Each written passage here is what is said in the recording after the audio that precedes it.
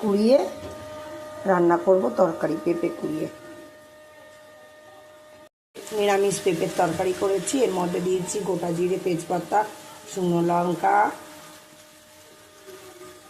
মশলা, ফোড়ন দিয়েছিলাম, সাদা জিরে দিয়ে ফোড়ন দিয়ে তার মধ্যে দিয়ে দিয়েছি টমেটো কুচি, আদা, জিরে, ধনে বাটা, কাঁচা লঙ্কা বাটা দিয়ে মশলা কষিয়ে তার মধ্যে আলু আমি ভাজি, আমি কাঁচা আলু দিই, মশলার মধ্যে কষিয়ে নিয়েছি।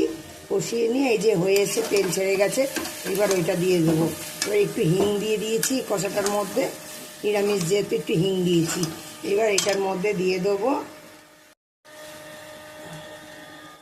এই যে পেঁপেগুলোকে দিয়ে দিচ্ছি, কোরানো পেঁপে।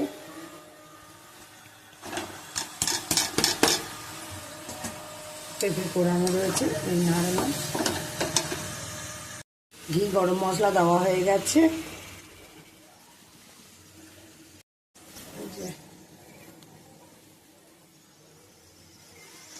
কমপ্লিট, রান্না কমপ্লিট হয়ে গেছে।